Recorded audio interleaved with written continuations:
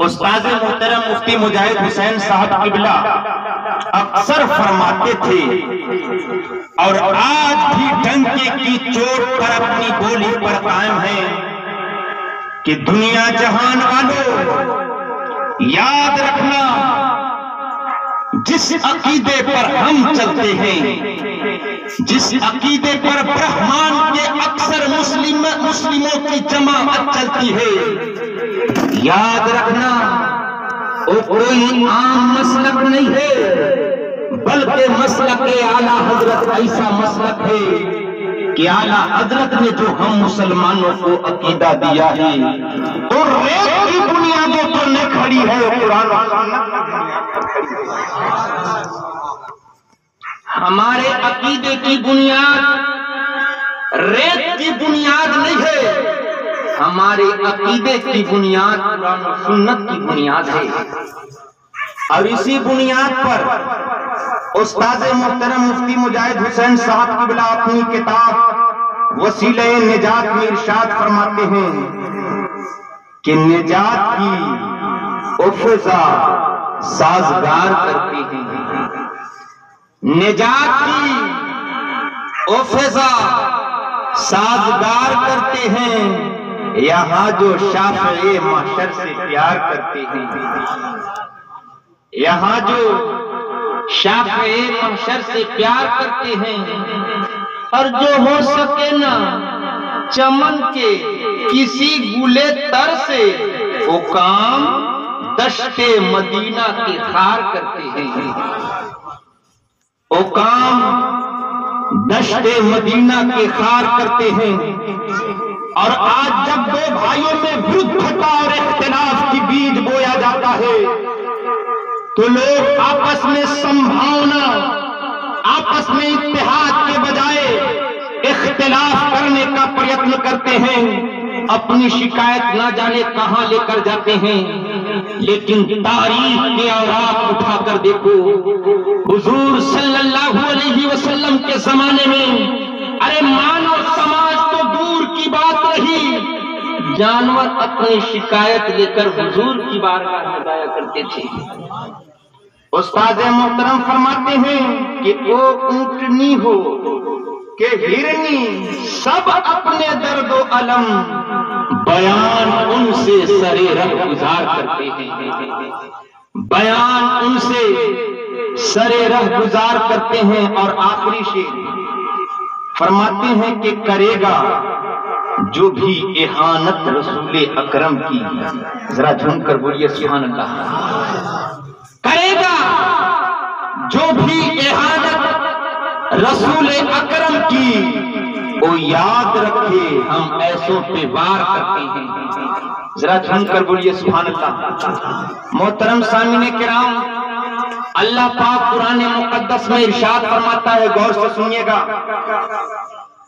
اللہ پاک قرآن مقدس 12واں پارہ سورہ ہود آیت نمبر 23، یہاں پر دو تین حافظ صاحب قبلہ موجود ہیں، حضرت غلط پڑھوں گا فوراً رکما دیجیے گا۔ قرآن کریم 12واں پارہ سورہ ہود آیت نمبر 23، آیت نمبر 74، آیت نمبر 75، 73، 74، 75 میں اللہ ارشاد فرماتا ہے، اقالوا اتعجبین من امر اللہ رحمت اللہ وبرکاتہ علیکم اہل البیت انہ حمید مجید۔ ذرا جھوم کر بولیے سبحان اللہ۔ یہ سورہ ہود کی 73 آیت نمبر 73 ہے۔ کیا خدا فرمانا چاہتا ہے؟ غور سے سنیے گا، یہ آیت کس بنیاد پر نازل ہوئی؟ جب حضرت ابراہیم علیہ السلام کی عمر 120 120 سال کا زمانہ گزر گیا، اور حضرت سارہ جو ان کی بیوی، دوسری بیوی تھی حضرت سارہ، ان کی عمر 90 سال گزر گئی۔ فرشتوں کے جانب، خدا کے جانب سے فرشتوں کے تحت خبر دی گئی کہ اے سارہ، 90 سال کی عمر میں خدا اولاد حضرت اسحاق جیسی اولاد دینے والا ہے. بولیے سبحان اللہ. حضرت سارہ عرض کرتی ہے فرشتوں، اے خدا کے مقدس فرشتوں، ارے اب ہماری عمر ناتی پوتا دیکھنے کی ہے، 90 سال کی عمر ہو گئی ہے، اب ہماری اولاد کیسے ہو سکتی ہے؟ تب رب کائنات نے ارشاد فرمایا قالوا اتعجبین من امر اللہ.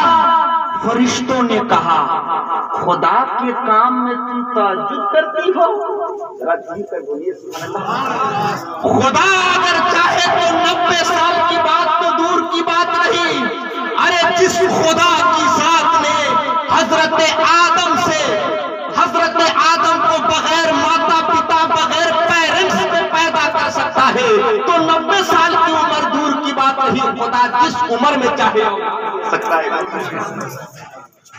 کیا تم خدا کے کام میں، اللہ فرماتا ہے قرآن میں اتعجبین من امر اللہ، اللہ کے امر میں، اللہ کے کام میں کیا تم تعجب کرتی ہو؟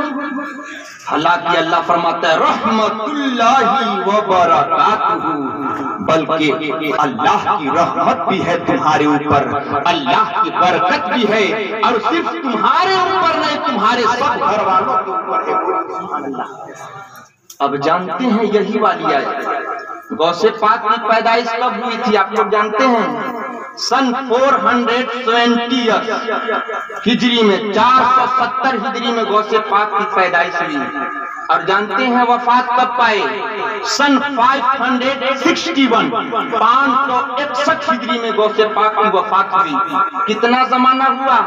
جب کیلکولیٹر لے کر بیٹھیں گے تو حساب لگے گا 91 ایئرز، 91 سال کا زمانہ قمری اعتبار سے ہمارے غوث پاک کی عمر ہوئی. بولیے سبحان اللہ. لیکن یہ تو چاند کے اعتبار سے، اگر سورج کے اعتبار سے جو ہم لوگ تاریخ پڑھتے ہیں لکھتے ہیں اس کا اعتبار کریں گے تو 88 ایئرز، 88 سال کی عمر ہوگی. ذرا اپنے غوث پاک کے نام پر بولیے سبحان اللہ. جب غوث پاک کا وہ مقدس زمانہ، جب غوث پاک پیدا ہوئے اس خاک کی گیتی پر، اور جب مکتب میں جانے لگے، آج ہم اپنی اولاد کو مکتب میں نہیں بھیجتے. صدر صاحب قبلہ جب کھٹیا کی سرزمین پر گئے تھے، انہوں نے کہا کہ حضرت میرا بچہ راجستھان میں پڑھتا ہے، جب وہ آئے گا تو میں نبی کی میلاد سجاؤں گا. ذرا سن کر بولیے سبحان اللہ. میں نے کہا آخر کیوں؟ بچے تو سب کے آتے ہیں. انہوں نے ایک پیارا جملہ دیا، کہا کہ حضرت میری یہ دل میں خواہش ہے کہ اسی میلاد کے صدقے میں ہمارے بچے کی کامیابی کی تحریف مل جائے. یہی خواہش ہے کہ اسی کے صدقے میں دہلیز مل جائے.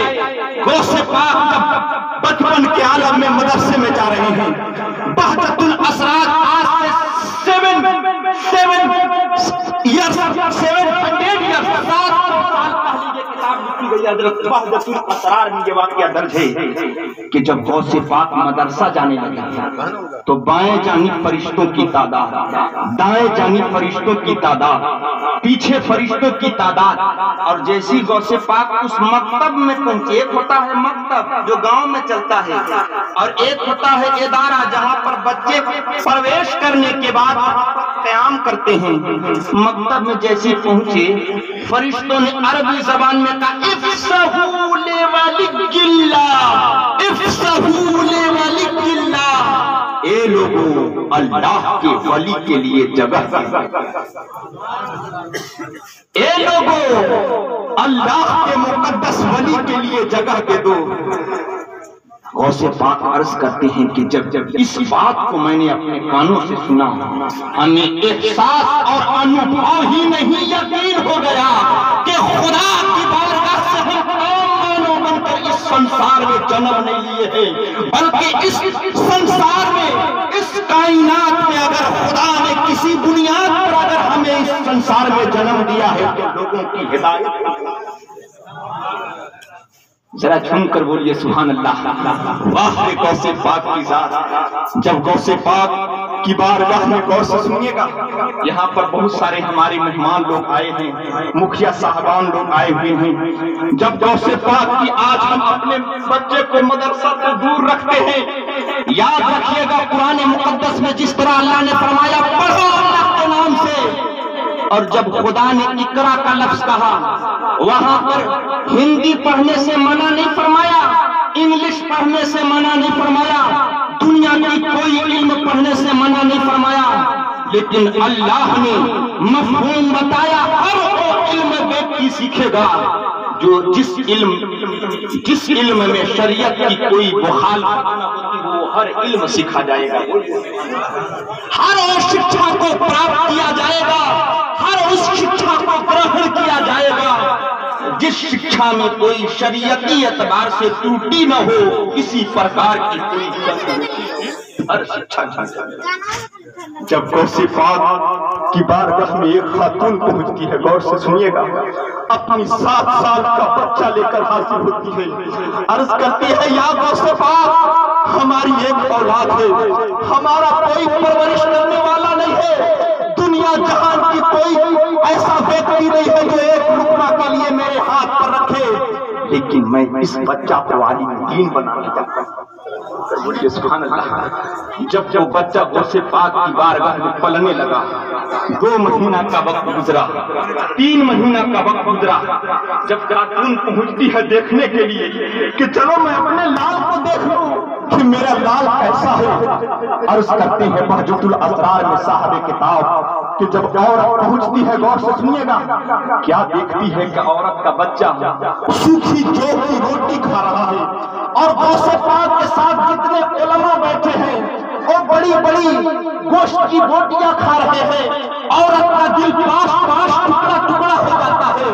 عرض کرتی ہے یا غوث آپ تو دنیا جہان کے غوث بن کر اس سنسار میں لائے تھے, لیکن میرے لال کے ساتھ آپ نے دورویوہار کیا, میرے لال کے ساتھ آپ نے ایسی حرکت کی. غوث پاک اپنی نظر کو اٹھاتے ہیں, عرض کرتے ہیں اے خاتون کیا تو جاننا چاہتی ہے کہ کیا تم یہ سوچتی ہے کہ میرا لال بھی گوشت کا لقمہ کھائے, اور عرض کرتی ہے کہ میں اپنی آنکھوں کے سامنے اپنے لال کو کھاتا ہوا دیکھنا چاہتا ہوں. گوشت کا لقمہ ختم ہو گیا, ہڈی بچی ہوئی تھی حضرت. اب سنیے غوث پاک اپنی شہادت کی انگلی آگے بڑھاتے ہیں, عرض کرتے ہیں قومی بإذن اللہ الذی یحیی العظام وہی رمیم. یہ عربی زبان ہے, علماء بیٹھے ہیں. غوث پاک کی شان دیکھیے, آج توشا کی فاتحہ توشا کو نظر کی گئی, توشا کا وہ مقدس غوث پاک رحمت اللہ تعالی علیہ کا وہ مقدس قصیدہ بھی پڑھا گیا, وہ تسبیح بھی پڑھی گئی. قسم خدا کی مسلمانوں, جیسے غوث پاک نے شہادت کی انگلی بڑھا کر ارشاد فرمایا قومی, غور سے سنیے گا, قوم نہیں کہا, مردہ کو دلاتے تھے تو قوم کہتے تھے, قوم بإذن اللہ, لیکن یہاں پر قوم نہیں, میم پر یا لگا کر قومی بإذن اللہ الذی یحیی العظام وہی رمیم. اے مرغی کی ہڈی زندہ ہو جا, ذرا جھنک کر بولیے سبحان اللہ.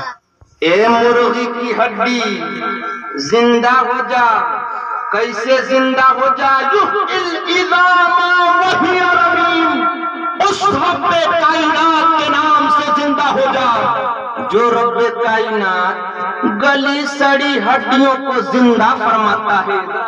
بولیے سبحان اللہ. غوث پاک کے اس شبد میں, اس سینٹنس میں, اس واقعے میں 2 بات میں آپ کو بتاؤں گا. جب غوث پاک نے فرماتے ہیں قومی, تو آخر قوم کیوں نہیں فرمائیں؟ عربی کا قاعدہ ہے فیمنن جنڈر استریلین کے لیے قومی کا پریوگ ہوتا ہے, اور میسکولین جنڈر پولین کے لیے قوم کا پریوگ ہوتا ہے, کیونکہ مرغی فیمنن جنڈر ہے, استریلین ہے, اس لیے غوث آدم کا علم شکشا دیکھیے. غوث آدم فرماتے ہیں ہم قوم نہیں کہیں گے, استریلین فیمنن جنڈر کے اعتبار سے ہم بولیں گے قومی بإذن اللہ الذی یحیی العظام وہی رمیم. اچھا ایک بات اور سنیے گا، غوث پاک آگے فرماتے ہیں اے مرغی کی ہڈی ویسے ہی زندہ ہو خدا کے نام سے جیسے اللہ گلی سڑی ہڈیوں کو زندہ فرمائے گا یا زندہ فرماتا ہے۔ آخر غوث اعظم کیا بتانا چاہتے ہیں؟